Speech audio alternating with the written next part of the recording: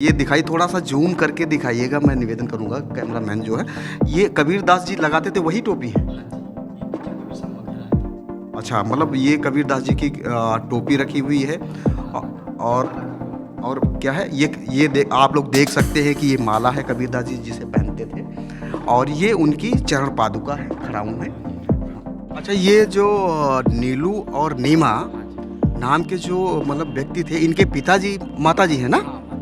इन्होंने नीरू निमाई ने वो गंगा वो तालाब के तट से कबीर साहब को प्रकट हुए थे, उठाया था, उनको पालन पोषण किए थे। कहते हैं हमने जो पढ़ा है, मतलब कहते हैं कि काकर पाथर जोड़ के मस्जिद मस्जिद दिया बनाए, तापर मुल्ला भाग दे क्या बहरा हुआ खुदा, ऐसा कुछ पढ़ा है? हाँ जी, ये बहुत हकीकत दुआ है। कबीर साहब कहते हैं तुम लोग माइक से अनाउंस कर रहे हो और ईश्वर को बता रहे हो। तो आपका कहने का मतलब सिर्फ यही है कि मतलब बाणी जो है, बाणी में अमृत हो, अच्छा हो, सुशील तरीके से बोले, जिससे कि मतलब क्या होगा, उनकी मुक्ति, सद्भावना, शुद्ध विचार, छल कपट कामी क्रोधी से मुक्त हो जाएंगे।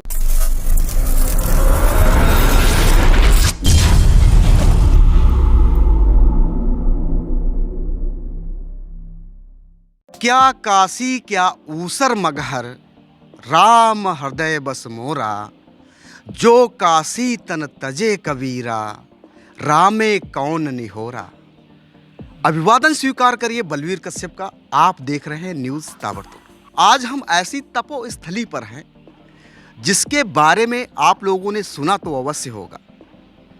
अगर आपको कभी मौका मिलता है तो यहाँ पे जरूर आए। आपका मन, आपका तन, आपका शरीर पवित्र होने के साथ एक अद्भुत अनुभव की अनुभूति होगी।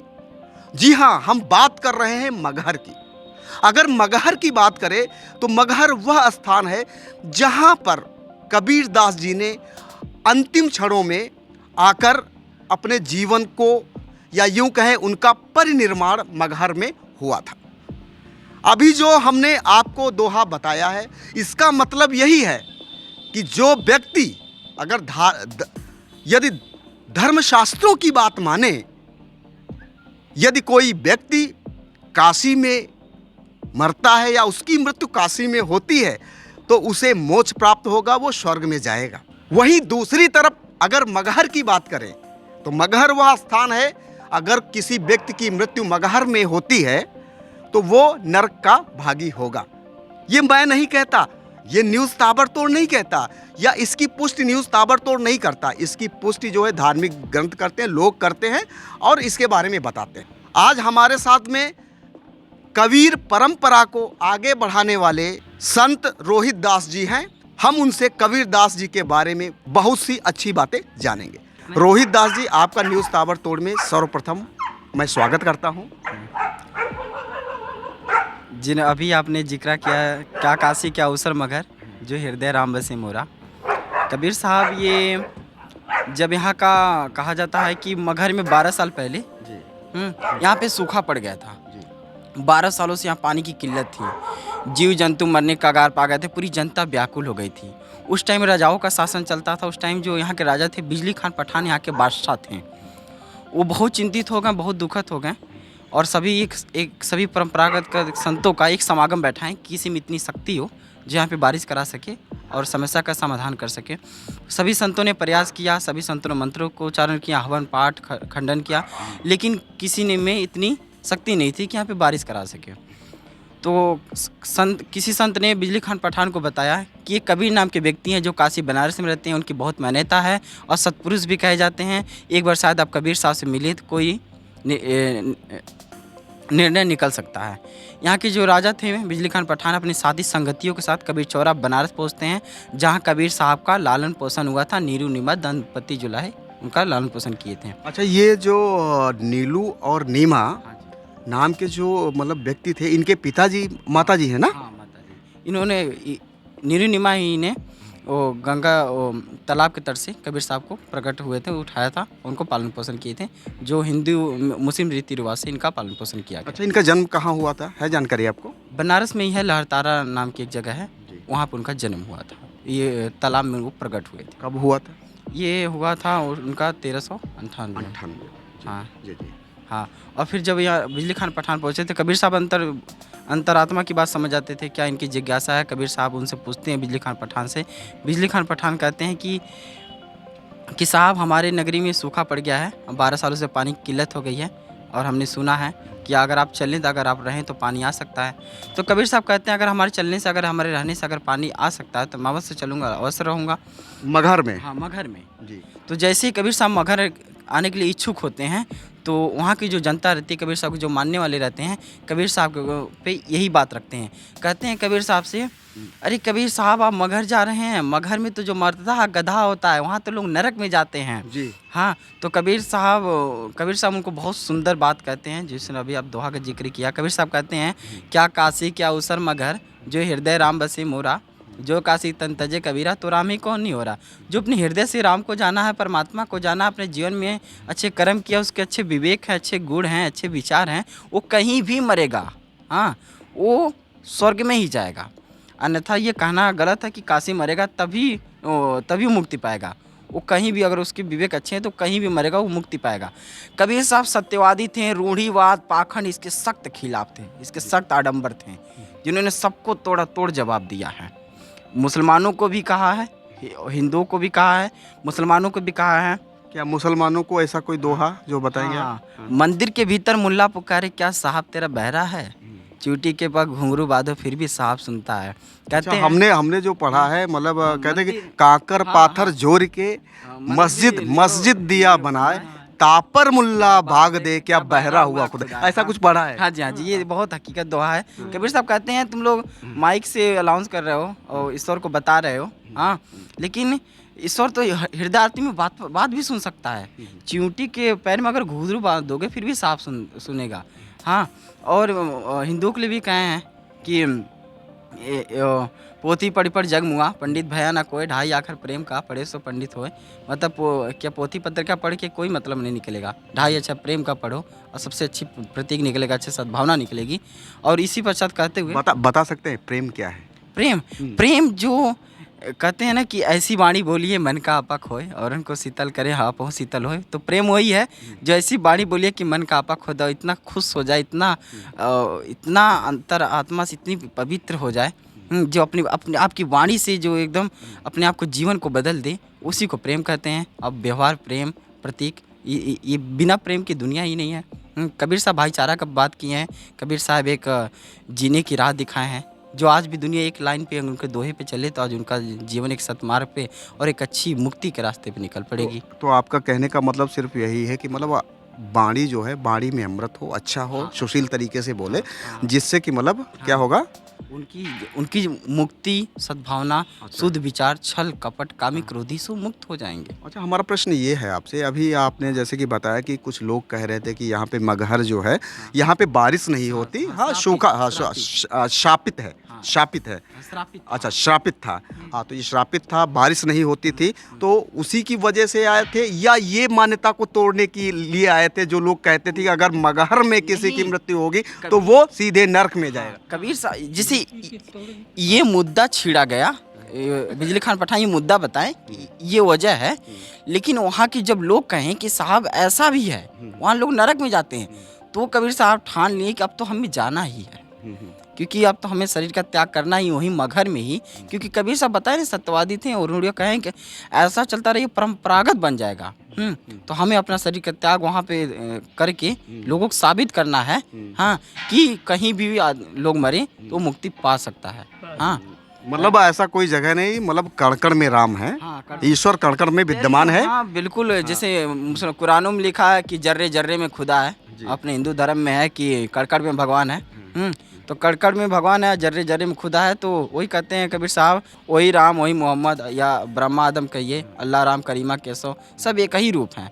जैसे कहते हैं कबीर साहब कि सोना है, सोना के कई आभूषण हो जाते हैं, उसी प्रकार इसके भगवान के भी कई आभूषण होता है। लेकिन आप कई जगह देखे होंगे कि लिखा होगा कि सबका मालिक एक है, हाँ, लेकिन उस मालिक को देखना, वो मालिक आपके पास ही है। आप भी भगवान हैं, सब में भगवान है। ईश्वर को बस आपको जानना है। कबीर साहब अपने आप को, बहुत अद्भुत बात है कि कभी कहे नहीं कि हम ईश्वर, हम भगवान हैं। बस ये कहें हम आपके ही तरह हैं। लेकिन उनके जो उनके लोग हैं, कबीर साहब सबके विरोधी हैं, लेकिन उनके जो लोग हैं, उनको जो मानने वाले, उनको जो प्यार करने वाले हैं, वो उनके उनके उनके लिए फूल भी सजाएँगे, घंटी भी बजाएँगे, हवन भी करेंगे, सब करेंगे। अच्छा, ये बनवाया किसने था समाधि? आप, मैं चाहूँगा कि कैमरामैन जो है साथ में थोड़ा सा हमारे जितने भी दर्शक हैं उनको कबीर दास जी की समाधि के भी कबीर दास जी की समाधि को भी दिखाए। क्या हम लोग अंदर जा सकते हैं? हाँ, आप देख सकते हैं ये समाधि है कबीर दास जी की। इसी जगह कबीर साहब की निवास स्थली झोपड़ी हुआ करती थी। हिंदू मुस्लिम सब लोग इसी जगह, इसी प्रांगण में आते थे, मिलते जुलते थे, सत्संग प्रवचन, विचार विमर्श, वार्तालाप हुआ करता था। जब कबीर साहब को जब शरीर त्याग करने का जब टाइम आया, तो कबीर साहब तो अंतरात्मा से पता चल जाता था कि इस तारीख को, इस डेट को मेरा शरीर का त्याग होने वाला है। तो सबको सूचित कर दिया जाता है। जो बनारस के जो राजा रहते हैं, वीर सिंह देव बघेल, और मगहर के राजा बिजली खान पठान, और उनके जितने भी भक्तगण संतगण रहते हैं, सब लोग इस प्रांगण में उपस्थित होते हैं। तो कबीर साहब कहते हैं जब तक झोपड़ी के अंदर से सत नाम का, राम नाम का उच्चारण होता रहेगा, तब तक कोई दरवाज़ा नहीं खुलेगा। जब सत नाम का, राम नाम का उच्चारण निकलना बंद हो जाएगा, उसके बाद दरवाज़ा खोल के मेरा देह संस्कार कर देंगे। ऐसा ही होता है। कुछ टाइम बाद सत नाम का, राम नाम का उच्चारण निकलना बंद हो जाता है।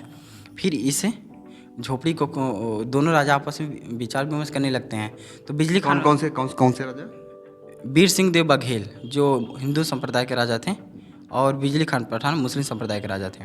तो बिजली खान पठान कहते हैं ये तो हमारे पीर हैं, हमारे खुदा हैं, ये तो हमारे, क्योंकि इनके माता पिता मुस्लिम रहे, नीरू नीमा, तो इनको तो हम दफनाएंगे। और वीर सिंह देव बघेल कहते हैं ये तो हमारे हैं, क्योंकि इनके जो गुरु रहे हैं रामानंद स्वामी रहे हैं, एक वैष्णव संप्रदाय से बिलोंग करते हैं। और कबीर साहब एक, उनकी जाति धर्म कोई था ही नहीं, वो तो प्रकट हुए, उनका नाम, और ऐसा है नहीं कि वो नीरू जो थी अपनी गर्भ अवस्था से निकाल कर उनको पालन पोषण की थी। वो तो खुदा का भेजा हुआ एक संदेश था, जिन्हें दुनिया में रचाया और दिखाया और समाज को एक अच्छी दिशा बताया। तो दोनों में झगड़ा छिड़ जाता है। कहता है कि जब तक दोनों में तलवार निकाल लेते हैं, कहते हैं कि जो तलवार में जीतेगा, जो युद्ध में जीतेगा, वो उनका देह संस्कार करेगा। जैसे ही तलवार निकालते हैं, ऊपर से आकाशवाणी होती है कि खोलो पर्दा है नहीं मुर्दा, युद्ध में था तुम कर डाली, सुन के बानी अचरज मानी, देख निशानी कर डाली, रोए पर बिना हद न चीना। कबीर साहब कहते हैं कि तुम लोग किसके लिए झगड़ा कर रहे हो, मुर्दा तो है ही नहीं। हाँ, मैंने शुरू से बताया, अल्लाह राम करीमा कैसे हो, हरि हजरत, सब एक ही भगवान, एक ही ईश्वर है। अभी तक तुम लोग लड़ ही रहे हो।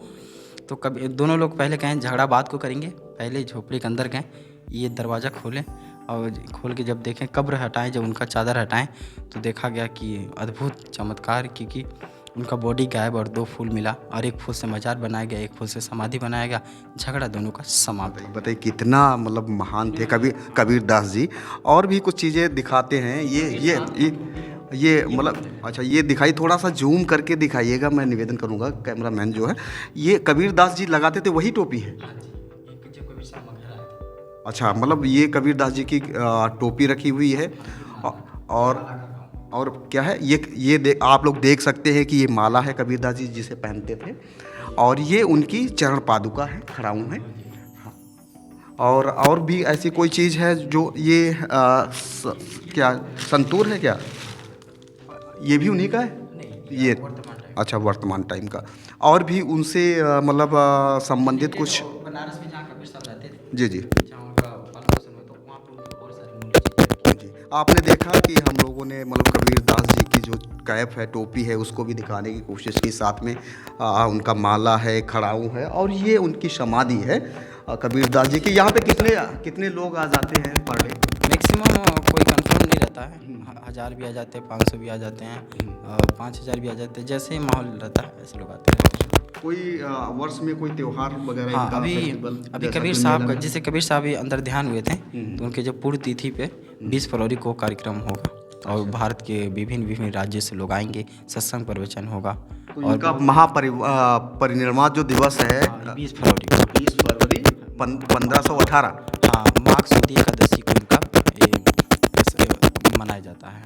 ये 1518 में ही हाँ मतलब जी, हाँ जी, हाँ जी, सही ना? हाँ जी, हाँ जी, हाँ जी। तो आपने देखा कि काफ़ी बातें जो है कबीर दास जी के बारे में न्यूज़ ताबड़तोड़ की टीम ने की, और हाँ, हमारे साथ में संत रोहित दास जी हैं, और जिन्होंने बखूबी तरीके से कबीर दास जी से संबंधित विभिन्न किस्सों को आप तक पहुंचाने का एक बेहतरीन जो है प्रयास किया है। अगर बात करें कबीर दास जी की, तो कबीर दास जी का जन्म जो है बनारस के कबीर दास जी का जन्म बनारस के नज़दीक एक छोटे से गांव लहरतारा में हुआ था, और ये समय होता था भक्ति काल का। अगर बात करें 15वीं शताब्दी का, तो 15वीं शताब्दी में भक्ति काल के निर्गुण शाखा के ये महान कवि थे, और इन्होंने अंधविश्वास पाखंड को दूर भगाने का अप्रियतम योगदान समाज के लिए किया। तो हम बात कर रहे थे कि जो अंतिम क्षणों में जो है मगहर में आ जाते हैं। मगहर की ये मान्यता थी, कोई मगहर में अगर मृत्यु होती है किसी व्यक्ति की, यदि मगहर में किसी व्यक्ति की मृत्यु होती है तो उसे नरक में जाना पड़ता है। इस मिथक को उन्होंने तोड़ा, और अंतिम समय में वो मगहर में आ जाते हैं। ये आप लोग देख सकते हैं मज़ार है कबीर साहब की, और इसको क्या देख सकते हैं, खोल सकते हैं इसको। क्या नाम है आपका? मोहम्मद साहिल हुसैन अंसारी। मोहम्मद साहिल हुसैन अंसारी। अच्छा, मोहम्मद साहिल हुसैन अंसारी हैं जो यहाँ पे रहते हैं, और ये दिखाएंगे मज़ार को। आप लोग देख सकते हैं ये कबीर दास जी की मज़ार है, और पुष्पार्पित किए गए, पुष्प चढ़ाए गए हैं। काफ़ी संख्या में भक्त और श्रद्धालु आते हैं। अगर देखा जाए तो कबीर दास जी का जीवन जो है त्याग से भरा हुआ था, जिन्होंने समाज को बहुत कुछ दिया। उन्होंने कहा कि कबीरा खड़ा बाजार में मांगे सबसे खैर, ना काहू से दोस्ती ना काहू से बैर। उन्होंने ये भी कहा कि बड़ा हुआ तो क्या हुआ जैसे पेड़ खजूर, पंछिन को छाया नहीं फल लागे अति दूर।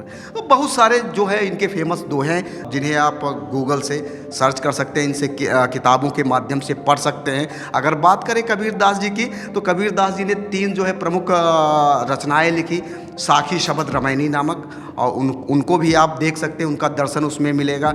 और जब हम लोग पढ़ते थे स्कूलों में, तो हमारे यहाँ एक कहावत चलती थी, तुलसी कबीर बिहारी इनसे बोर्ड परीक्षा हारी। क्योंकि कबीर दास जी जो है हमारे पाठ्यक्रम में भी हुआ करते थे, तो बोर्ड की जो परीक्षा में इनका जीवन परिचय लिखने को आता था, और उसको हम लोग 3 तो तैयार ही करते थे, वो आ जाता था। दोस्तों, आज हम मगहर में हैं, और कबीर दास जी से संबंधित जो कहानी, जो आज की जो वीडियो है, आपको कैसी लगी? कबीर दास जी में क्या आपकी आस्था है? इस कहानी से आप कितना प्रभावित हुए? कमेंट बॉक्स में जाकर अपनी राय दर्ज करना ना भूलें। न्यूज़ ताबड़तोड़ में बने रहने के लिए धन्यवाद। जय हिंद, जय भारत।